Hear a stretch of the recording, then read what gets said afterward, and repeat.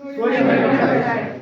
We will measure the temperature of this solution of sodium hydroxide so as to check whether this is an endothermic reaction or exothermic reaction.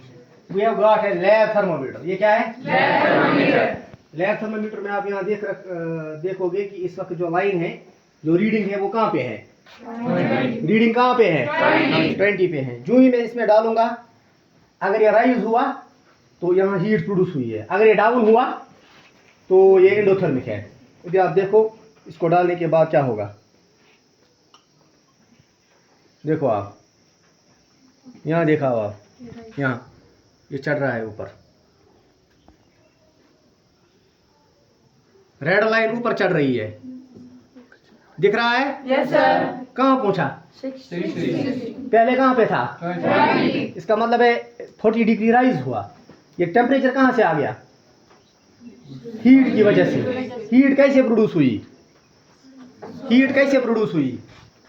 Sodium hydroxide. जब हमने sodium hydroxide को water से मिलाया, यानी हमने एक solution बनाया।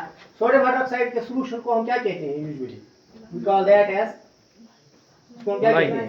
Lye. चलिए, तो this indicates that reaction of sodium hydroxide with water is an exothermic reaction. एक तो हम इसको ऐसे भी महसूस कर सकते हैं कि इसमें यहाँ ये जो गर्म हुआ है ये बीकर। दूसरा ये कि हमने इसमें क्या डाला? लैब थर्मोमीटर ने दिखाया कि द टेम्परेचर है राइज। यदि आप देखो इसने 60 भी क्रॉस किया है ना, 60 से ऊपर चढ़ गई है लाइन। जो ही मैं इसको अगेन डालूंगा किसमें? Cold water. किसमें? Cold water. What will happen to the scale? It will go down. यहाँ देखो आप,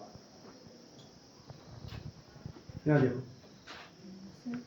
हो गया डाउन। ये फिर से डाउन होता जा रहा है, होता जा रहा है, होता जा रहा है। It will reach to its original level. जितना इसका टेम्परेचर होगा वहीं पे ये रुकेगा।